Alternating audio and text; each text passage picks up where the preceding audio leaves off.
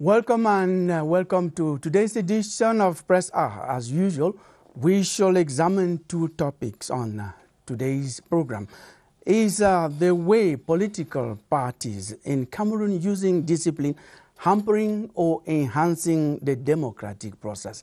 That will be our first topic, and we have people on the set to cross their views on this topic. We have another topic.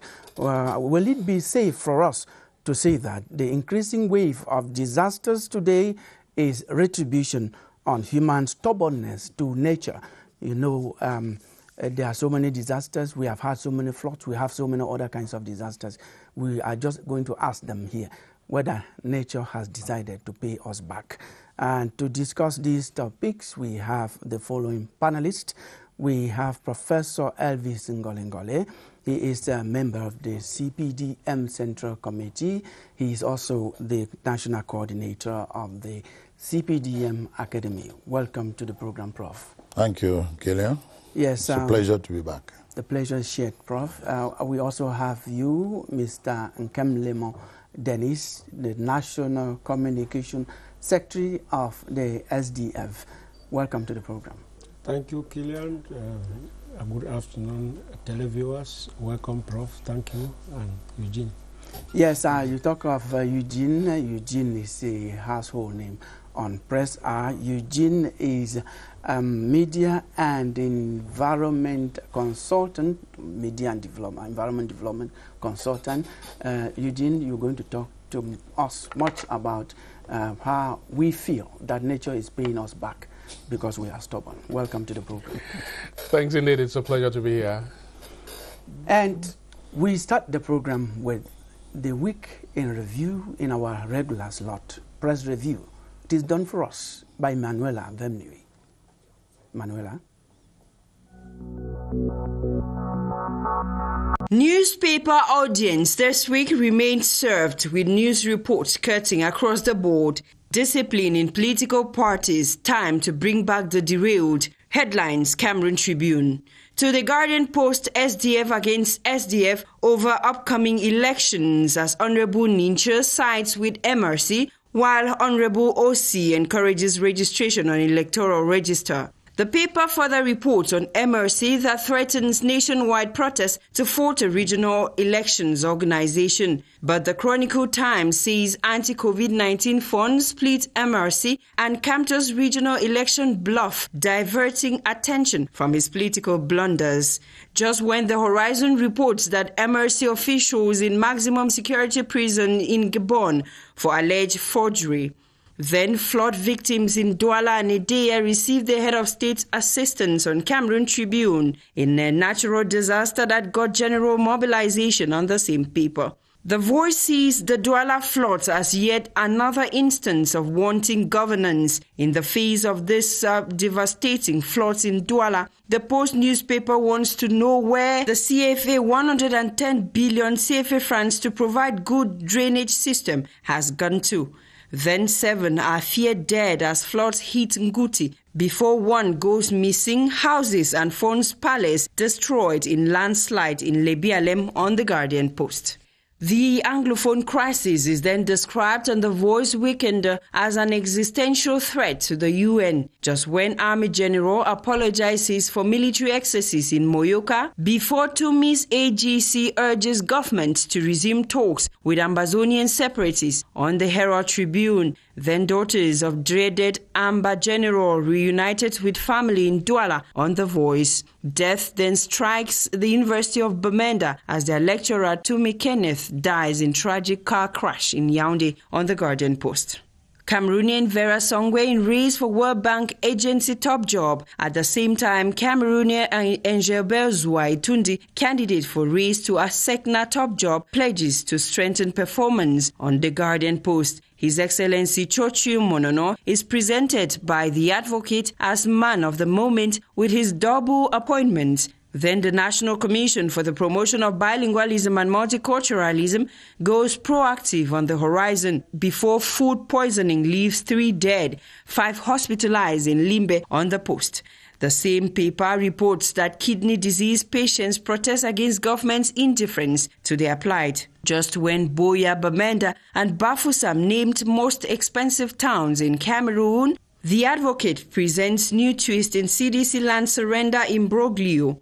Let's now end our press review with a story on the horizon wherein 3 trainees at the Motengene Police School died during their training. The information was made public during the graduation ceremony on August 19 in the institution, presided at by the Delegate General for National Security, Martin. Come your way again. This is your hour with the press.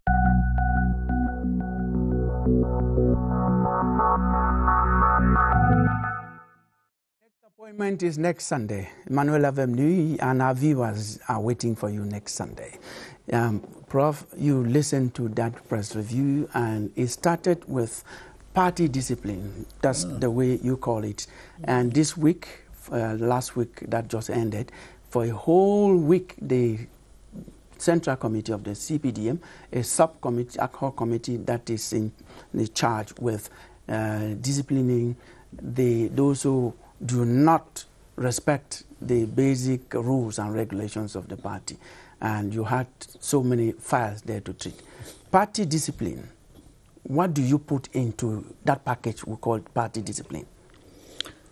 Well, party discipline, for us to understand it, has to be looked at from 2 angles or 2 perspectives. One is that for any or for every organization or association or country or any agglomeration of persons that believes in what we call organization, party discipline is first and foremost an ideological orientation, meaning a mindset, a culture. Because all organizations, all associations, be they political parties or civil society organizations or even private associations or local communities, in an organized setting, you have to be of the mindset, you who's a participant in this organization or association, you have to be of the mindset ideologically that you have to be a disciplined quantity. You have to be a disciplined member. That's ideologically speaking. Now, party discipline is also, from the standpoint of the principles of management, is a management mechanism. A management mechanism by which members of the party or the association or the organization accept to abide by and to respect the established rules, constitution, or instructions, and other decisions of that organization. Yes, we're going to see how far or how near you are with that definition in the way you handle the party activities. You are of the Social Democratic Front, Mr. Nkemlemo Dennis. Do you agree with the definition of party discipline as applied to your party? Well, I think I don't need to disagree or agree with what Prof has said. I need to look at the concept of discipline globally and then how it refers to the specific context of political parties in Cameroon. And then I'll talk more about discipline in the Social Democratic Front, because we feel that it can inspire other political parties to carry out, maintain discipline in theirs. Discipline is a value. It's a very important value. Because all organized and civilized societies, what makes a difference between human beings and animals is that human beings are disciplined, they work within a certain framework to attain results.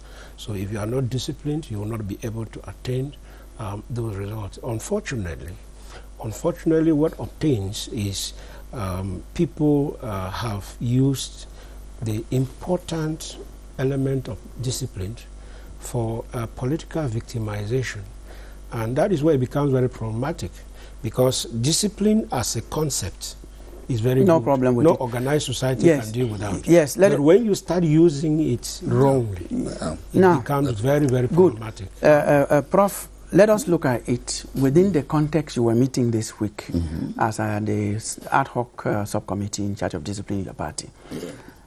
Most of those who were caught up to be disciplined will come to sanctions are those who took part in the municipal and legislative elections. Yes. And most of them, for what we know, is that the Central Committee wanted to impose people on what they thought that the local council, their militants, their supporters should vote for them. Is it discipline not well used, if I had to go by what he said? Yeah, as Mr. Nkemlemo said, when discipline as a management principle or even as an ideological orientation is used to settle personal or political scores, or Prof, to hurt other people, that's wrong. I want you to contextualize it within what the CPDM was doing this time. Because we know mayors, I can quote some of them. Yes. The Central Committee sent down names, and on the field, they said, no, we have to go for election. That's democracy. But some of them have been called up to be sanctioned, to be disciplined. Yes. Is that discipline hampering or advancing democracy? No, for the CPDM party, from what I know, from what I've heard from the Secretary General of the Central Committee and even from the chairperson of the ad hoc disciplinary commission, party discipline is a strong commitment and engagement for the CPDM. And it applies to everyone, regardless of what position you hold within the party. It is essential for the party to be able to achieve its objectives, and it is as a matter of honor and credibility for the party. Therefore, its intentions and its objectives are not to hurt somebody or to make somebody look bad. So, but Prof, it comes up when somebody compels themselves. It's not to hurt somebody. The question is simple. The Central Committee has a candidate that it imposes on a council, for example, because those are palpable examples. The councillors are supposed to vote their mayor. The Central Committee sends a name down, and they say, okay, let's go for election with the councillors. Some other person is voted, but that person is called up as an indisciplined. Is that correct? Yeah, this is one of the cases that constitutes this object and subject of the disciplinary commission's deliberations. You know, what the public tends to forget, and even some militants of our various parties tend to forget, is that at the end of the day, democracy is not only to permit you, the individual, to do whatever you want. Democracy is an organized form of behavior. In every and in any election, it is the party that invests a candidate for any given function or position that is up for the election. And in the case that you are mentioning, we have 360 or so local councils. If you add city councils, that makes it a total of about 374 or so councils. In most, if not all of these councils, yes, it is the councillors themselves who, in a democratic vote, voted for the mayors and their assistants. And the party, as a democratic party, naturally went along with that. But because according to the law, according to the rules of the party, according to the basic text of the party, it is the party that invests the candidate to be elected for a given position. The party uses its position in certain strategic councils or in certain strategic areas where the party, after consultations with the various stakeholders, has a point and puts its points across. Now, when you go against, of course, you are going against the discipline of the party. The question still holds, excuse me for insisting. Yes. Because when some other person is voted, it means that the base like that person. The party is imposing an unpopular person. How democratic do we justify that? No, generally the party doesn't impose. Where the party puts in, the party as the machinery puts in its word, it is usually after consultations with the base, meaning the stakeholders. There's no investiture without consultation. That's what people do not know. People tend to think that investiture means imposition. No, investiture is consultation and respect for the position of the party. You see, so it has nothing, there's no imposition. Of course, the person who would like to be and who is not selected by the party will see it as an imposition. But from the party standpoint, because don't forget, the party is the competitor. It is not really the individual. Because the competitor, according to the law, you don't run for the position of mayor or assistant mayor as an individual. According to the law, you run for the position of mayor and assistant mayor by passing through a party ticket. Eugene, you have observed that as a reporter. Your comment on party discipline, how does it either hamper or advance democratic process in the country?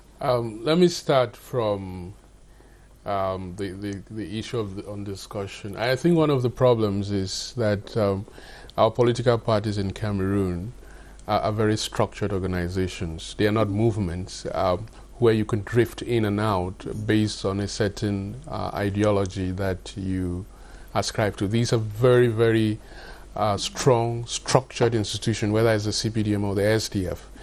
And so party discipline now appears to be aligning with party orientations, which sometimes limits the ability within those political parties to freely express their political ambitions, their political ideologies even.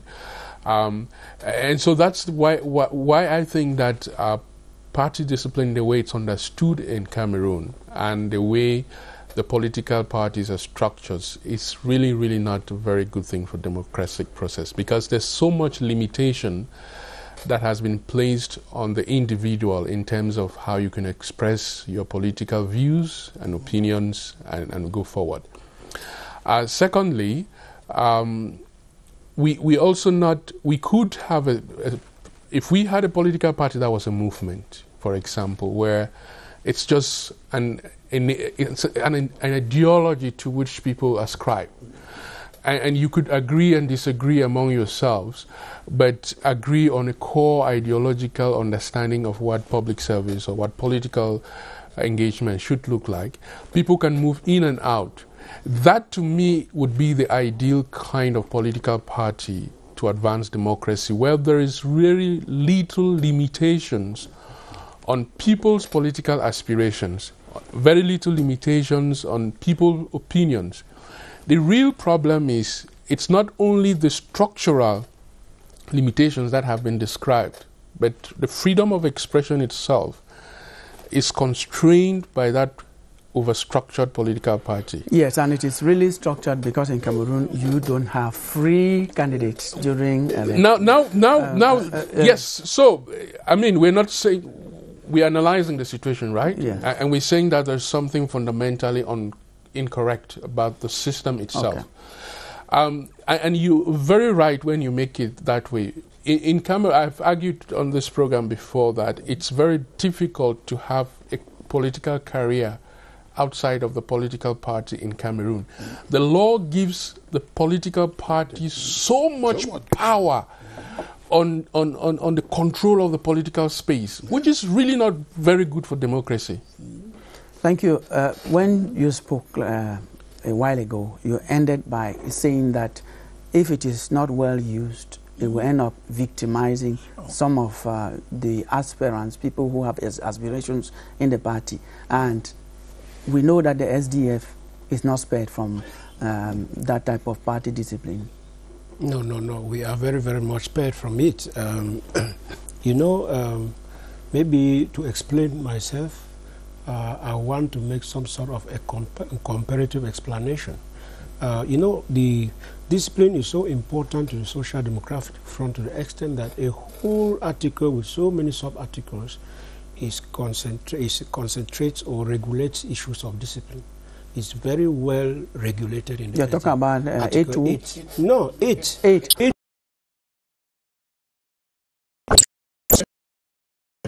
The whole Article 8 is on party discipline.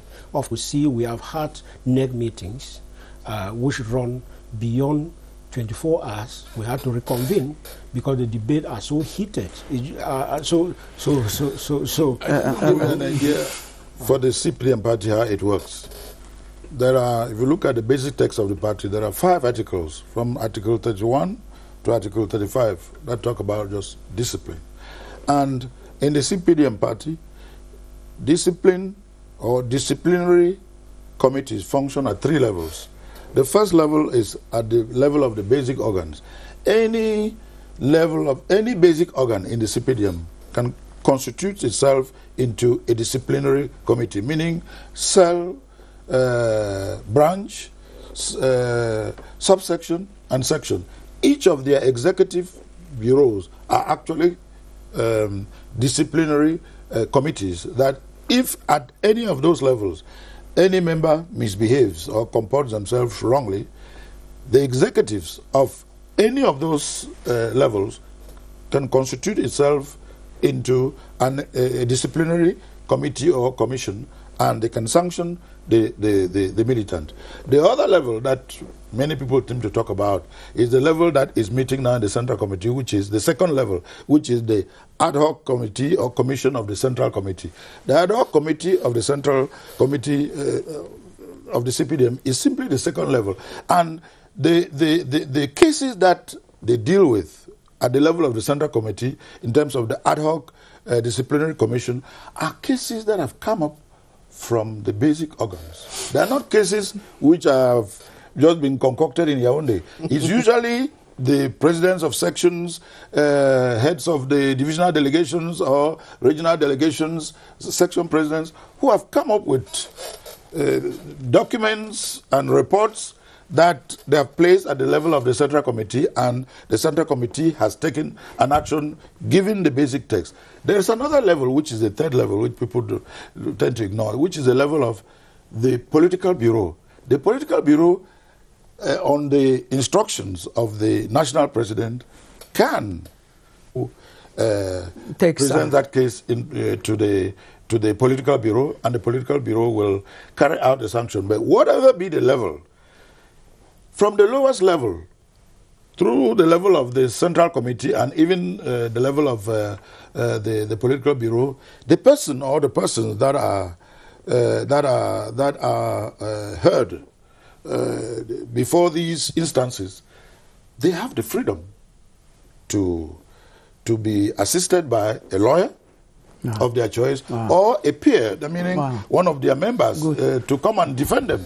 They are free to we've understood. Themselves. When we listen to the SDF, we listen to the CPDM, it's a similar thing that we happens. take discipline seriously, and maybe the results are different because we usually do not have the culture or the record of expelling people definitively. I'm sure you know this. Statistics show that the CPDM hardly and does not expel somebody, because by its definition, the CPDM is a rallying movement, and that principle or spirit of a rally is always present very in CPDM. strong. So okay, you are always willing to. We got that. We are going to get out of this topic. Yeah. Just very briefly, but Prof, which one is better?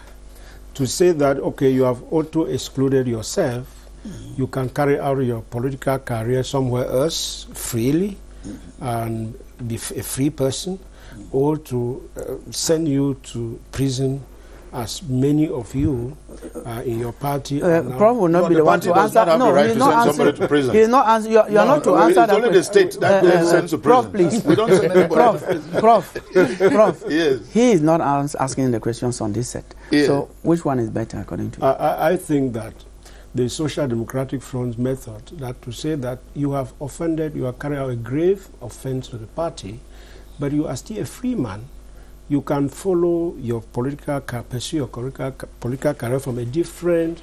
Yes, we have understood. You mean that if somebody merits prison in the SDF, the SDF will not send the person to prison? No, why not? My following problem, what you said. No, my problem is, if you look at it is very difficult to feel that those who are moving free and managing state affairs are barons of the CPDM, because you must first of all one of the greatest criteria. Is it not normal? No, The listen, CPDM that this is is close important. to power.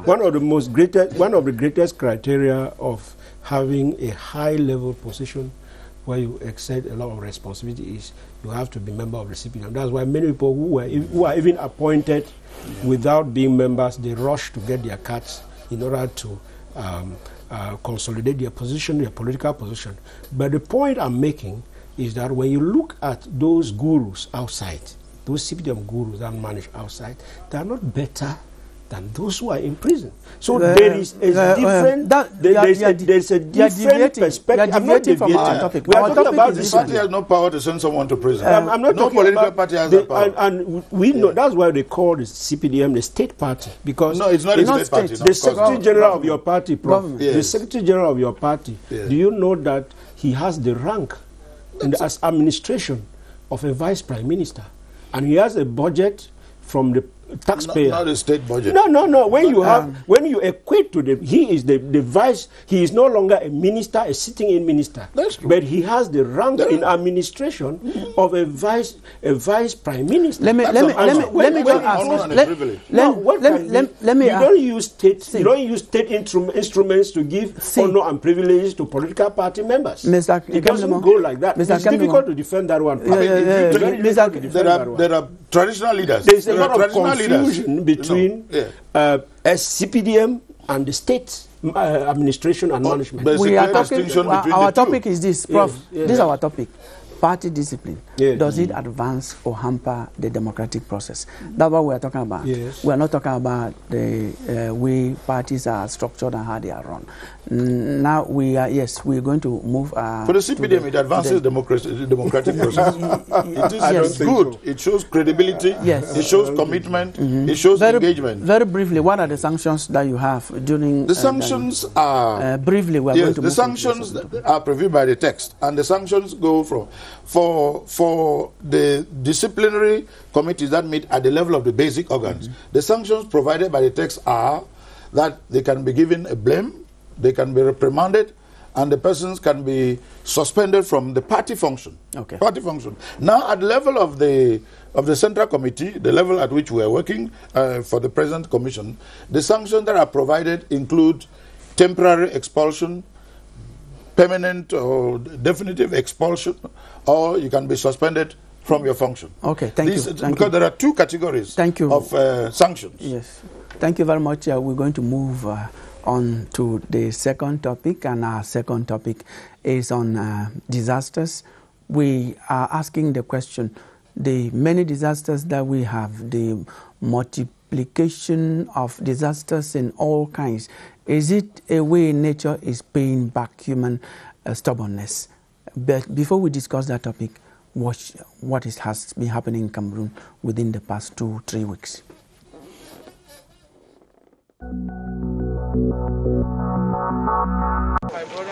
Upon arrival in Sangchu, the Minister of Territorial Administration, Paul Atanganji, saw for himself how parts of the town are still in water several days after the floods. He also visited a portion of the Melong-Sangchu route that is on the verge of collapse because of effects of the floods. Both the mayor of Sangchu and the member of parliament of the locality expressed joy for the visit, saying that it's been about 40 years that a member of government has not visited Sangchu. Paul Atanganji delivered a message of comfort and assurance to the victims and population of Sangchu. President Paul Biya does not forget any person. Bear in mind that President Paul Biya is head of state and the father of nation. He tells you what he does and he does what he tells you. 185 families in Sangchu have been affected by the floods. As the rainy season intensifies in the far north region, memories of last year's floods which eroded the Mizao Bridge are still fresh in the minds of many inhabitants of Marwa. To prevent the repeat of this mishap, the City Council has embarked on the opening of the major drainage channel, on which the government has invested the sum of 10 billion francs for its construction. We will make a diagnostic to the situation. Since 12 years today, this is the first time, and I hope that population will follow what we are doing it, to observe all hygiene rules here. The depression came as a result of a landslide on one slope of the road, causing almost half of the road to crumble, thereby rendering circulation near fragile. This road is one of the main roads leading to the Douala International Airport. This incident is one of the after effects of the flood that hit the economic capital days ago after a heavy downpour. After a visit by the senior divisional officer for the Vuri and a team from the Douala City Council, and per a communique signed by the littoral governor, this part of the road has been barred from circulation. It's been days since the recent flooding in the economic capital, but Mama Tafo Florence still prefers to stick to this new arrangement of things imposed by the disaster in her home. The earth floor in her home is still wet. Dresses and other items smell of cold in this modest home of 4 in the Bobongo 2 neighborhood in Douala Free, and the nightmare of Friday, August 21 is still fresh in the minds. C'était la catastrophe. It was catastrophic. I sell cooked meat by the roadside. That day the entire pot got lost as I was swept by the water. In my house I lost all my electronic equipment, and I was also forced to throw away some dresses. Bobongo 2 and 6 other neighborhoods are the highest hit of 106 quarters and 19 villages that make up the municipality.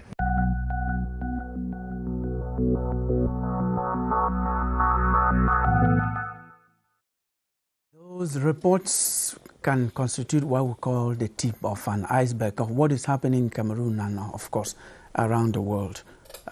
Eugene, media and development consultant, how do we explain the multiplicity, the increasing wave of disasters? The question we are asking, which we will answer later, is nature punishing us? But first of all, how do we explain it? I think there are many possible explanations. Some of them are infrastructural in nature. Remember that a disaster only occurs when the level of damage reaches a certain threshold. You could still have flood. If you have floods in the jungle, it's really not a disaster per se. But what we have experienced is that the number of what referred to technically as extreme weather events, which include unusually torrential rains, floods in places that we didn't used to have floods, are increasing. Not only are they increasing in terms of their frequency, but the severity of these events are also increasing. And there is a direct relationship between that and climate change.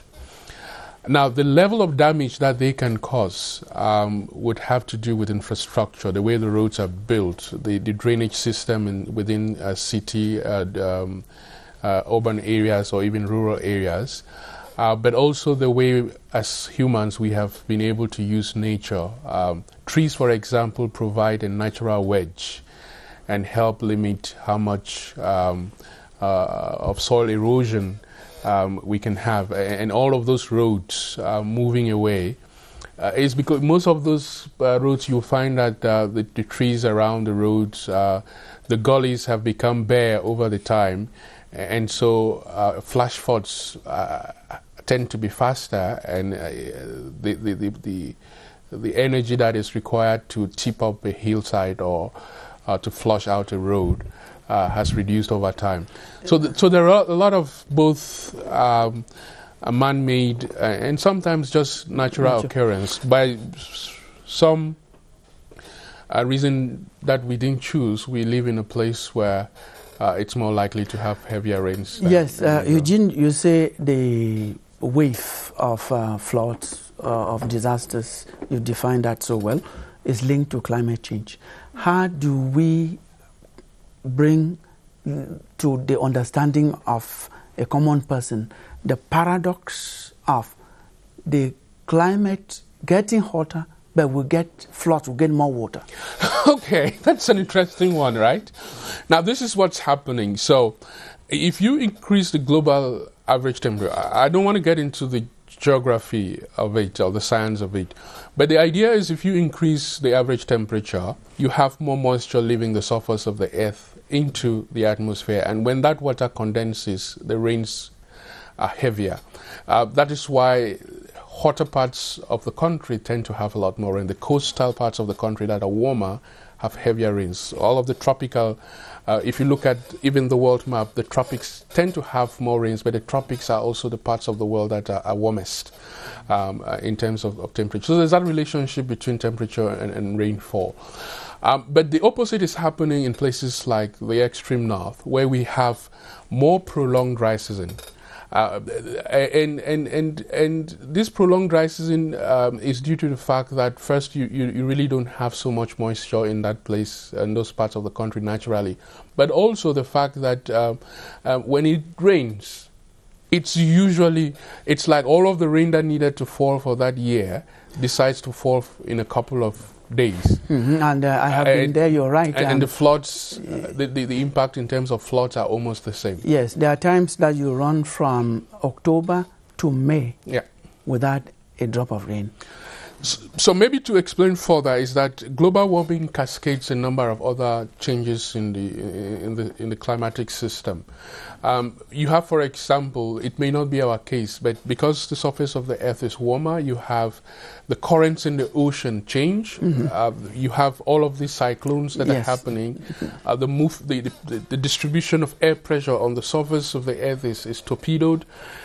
And you have winds that are moving at speeds that we have never experienced, and all those kinds of things. Thank you. When you were giving the explanation, Eugene, he talked about the disaster that you can even have mudslides, you can have so much damage somewhere where the effects, the consequences do not affect maybe infrastructure, property, human beings. You cannot consider that a disaster. And we have instances in our country, Mr. Nkemlemo Dennis, where if it happens, it will just be catastrophic due to human activity. Of course, it has been catastrophic. You have some experience of the north, and you know that the floods that occur year in, year out, each time they occur in the north don't spare human beings and property. What happened in Douala recently did not spare human beings and well, maybe there were no deaths, but a lot of property damage. I think that why I buy what Eugene has said from the scientific perspective of explaining that phenomenon of disaster, of natural disasters. Civilized countries that are responsible and think that they have a duty to carry out vis-a-vis their population, mitigate some of the effects of those natural disasters. Unfortunately, it is not the case in our country because even we have more man-made disasters even than natural disasters. You just saw the picture of the road in Sanchu and the road linking the airport in Douala. You see that those are examples of bad work. Because if a road that has been compacted and tarred, it starts, holes start coming up from below and the road start collapsing, it is a clear sign that those who did that road didn't do it well. Without going against what you are saying, roads have a lifespan, I'm told. Yeah, but well, I don't know whether roads have lifespan in Cameroon, because if you take the road Baba Jubamenda, which that road was constructed even before Mr. Biya came to power, that road has never been reconstructed. So if he had, and that goes to comfort the point I'm making, that when the road reaches its lifespan and you don't redo the road, you are already inviting a disaster. Okay. Just to conclude this point, it is like the allowance of disasters to come and inflict pain in Cameroon to Cameroonians is part of policy, because we don't understand why each time we wait when there is a disaster, whether it's a minister or whoever runs with gifts and present it in front of television cameras to the population that it is from the head of state to boost his image, when we have a whole department of civil protection in the Ministry of Territorial Administration, which is supposed to, on daily basis, examine potential disasters, take care of them, But the way we are always reacting as if that that department is just an ad hoc committee in the ministry. What do you say to all these, because most of these places have been marked? Some of the people who suffer, that the people you are tagging here go to help, have been asked to leave those areas, but they stay. Don't you see that as a shared responsibility? Not the point. I don't think so. There is a time. If a government is a government worth a government of the people, there is a time that the government must impose certain things, because the government is put there to oversee things that can be a disaster. I was impressed with CRTV. I want to give a local example here in Yaoundé, when they preempted a disastrous situation by showing a very big a rock behind the handicap center, yes, which was one of the hills. Yes, which is at the level of dislocating. The crevice has become so wide, and when you look at the population under, yes, and you imagine if that rock falls, the pathway that it will take to the valley. But up till now, nothing is done. They will wait until that thing will collapse, then they will bring gifts from the head of state to say they are going to call. So that is what I'm talking about. What we are also asking you is, all these people have been told that they should leave that place, and they are not leaving. The government has to force them to leave and then resettle them where it is safe. It is the responsibility of the government. Yes. What I know is that disasters that are natural, I would refer to them as natural disasters, are something you could predict, but you can't prevent. What you can prevent is the consequences. You can preempt. Yeah, no. What I'm trying to say is that natural disasters are natural, and Eugene has explained very well scientifically how they come about and their nature. Now, when the disaster becomes a man-made one, of course, that we can prevent, because that depends on you and I. And from what I know, in most societies, in most countries in the world, the governments of these countries have in place a disaster management structure. Either it's a full ministry or part of a ministry. Like in the case of Cameroon, I think it's part of the Ministry of Territorial Administration, which has a Department of Civil Protection. And their job is to make sure that you manage and not to prevent natural disasters from happening, because they are natural, they will happen. But you want to make sure that when and if they happen, wherever they happen, the work of the public agency, a ministry or a department of a ministry responsible for its management, should ensure that there is less pain, less misfortune, less suffering in terms of loss of life, loss of property, and dislocation of the lifestyles and so forth of people. So, as far as I know, all governments, including our government, has been handling this aspect of this phenomenon. And sure, we as a free society, we can criticize, which is normal for us to criticize, but we have to give credit that our government agency responsible for that, which is under the Minister of Territorial Administration with his Department of Civil Protection, they have been on the field to make sure that you limit the suffering, you limit the loss of life, you limit the consequences from the destruction of property or destruction of homes and dislocation of life. Because at the end of the day, natural disasters will keep on happening, as Eugene has explained scientifically. But what we should avoid, and I think every country tries to avoid this, and all governments are set up in such a way that they try to avoid the phenomenon of man-made disaster. Because man-made disaster you can prevent, but the natural disaster you cannot prevent. It's natural. Yes, but Eugene, you have people who have been resettled. Let me see myself. When you go to Maga, where you have Lake Maga, every year we had that lake overflowing, and there is a large project there that has built a dig and dig road that have called them a dike that have actually blocked that water from overflowing to where it will harm people. But there are some other places where in process is going. Should we continue to say government not doing this when people have been asked to go away from such areas and the state. No, I think what we shouldn't lose sight of is that resettlement, for example, is only one option. The idea of disaster risk management is that you're managing the risks, not the disaster.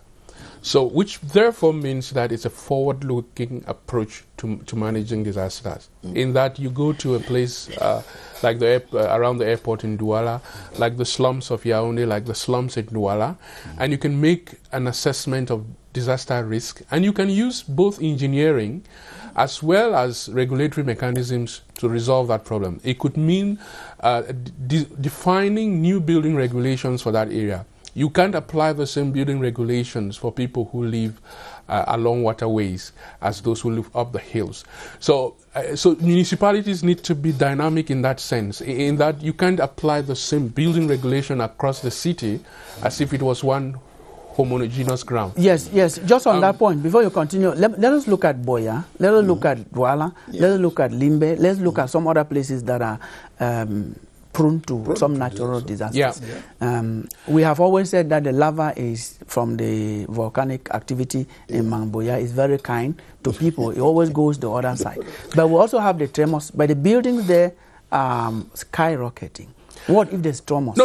Yes, that's what I say, that if I grew up in Boya, at some time we had the feeling that you couldn't be more than 2 stories in Boya. We thought that was a regulation. Perhaps it was just that the economy was not strong enough. But in Boya, for example, you cannot apply the same structural engineering requirements as, say, in Limbe. If the council doesn't understand this is something they need to take into account. If you look at some of the old buildings around the Mountain Club, for example, that are suspended, because they really allowed water to flow easily when it rains up the mountain, or if you had the risk of lava coming down the mountain, at least you have enough time to evacuate people or even spare some houses. And so all of these are the risks that are involved. You need to assess them and you ask yourself, how do we then build to resist this potential risk? What kind of structural engineering requirements do we demand from our builders? How do we build our roads to quickly evacuate people? Can you evacuate people very quickly from Boya with one road that runs across the city, for example? There's another road built that's coming from the other side. The questions are more rhetorical than requiring a direct answer. I'm just saying these are the kinds of questions that the municipal council sits and asks themselves. To be able to build a city that is resilient and responds to the disaster risks that are available within the city. It could even go to the extent of limiting the number of houses you build and say that we have 1,000 houses, we're not building any new houses in this municipality. That has been done in places. It's not because, and we've had a lot of argument about land use management. It's not because you own the land that you choose how to exploit the land.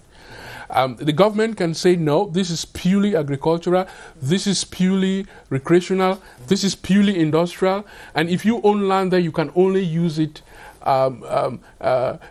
you can only put it to one of those uses as prescribed by the state. Okay. And that's because you are trying to manage things like that. Do you have some other ways by which we can't, because what he's saying is like preventing it from happening?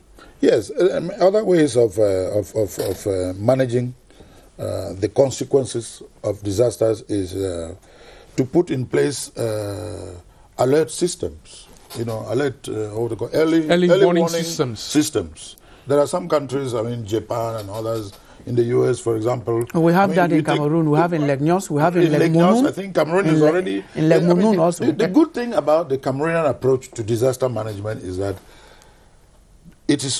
government is open to partnerships with expert international organizations that are really known for managing, preventing the risks and so forth of disasters. And we've seen it in Legnos area and in other areas. And I think that once a government is this open, as we see our government, the chances are that they will always limit the consequences and the pain and the suffering to the barest minimum. And that's what I think our government is doing. Because there are some governments who are not open, which are not open. Once there's a disaster, they block, and they don't want any international cooperation, which is not good. Our government is always open, and I think it's doing the job that it's expected of it. Dennis, you come from a place that's also disaster-prone, especially mudslides, the BLM division. What can be done to prevent that from? I think that when I listen to Prof, I wonder whether we are in the same country. Because before I talk about the BLM, which is very healing. Briefly, please, we have just... Yes, the point is the councils, you have so many structures put in place by the government to manage disasters, mitigate consequences of disasters, but we have the impression that nothing is being done. Nobody is talking of preventing disasters here, but we are saying that when it does happen, like floods, like heavy rainfall, we should not experience floods the way we experience, because if there is a good drainage system in the town, it can mitigate. But yes, we have councils, we have Ministry of Planning, we have all that. We have the impression that nothing is being done. Thank you very much. Elvis Teke, good day, welcome. You have the reactions from our viewers. Yes, thank you, Killian. Quite a good number of them. We may not be able to take all, but let's begin with Eno Manyi Samuel, who says nature is indeed unleashing its anger on humans, saying that some wicked-minded people go about blocking gutters and prohibiting the flowing of water. And Prince Motabene, who says we have been using more and more of natural resources and harming our nature, and this comes at the cost, and which is the floods we see around and loss of large portions of our natural world, leading to disasters and human losses. And Daniel Yabalel says nature is suffering from the obstruction caused by the absence of standard town planning. I will conclude with Mulunash Bob, who says, should government officials resign for failing to give basic amenities to its people? Is there truly a democratic process? And Mother Nature has already given us time and space to protect its environment and heal from the ongoing flood and disasters. Thank you very much, Teke, Elvis. Thank you, gentlemen. I will also thank you for giving us your time on this program. You can watch this program after here on CRTV Web Facebook. You always have that time. There will be a rebroadcast tomorrow by 3. Thanks for watching. Have a blessed day ahead.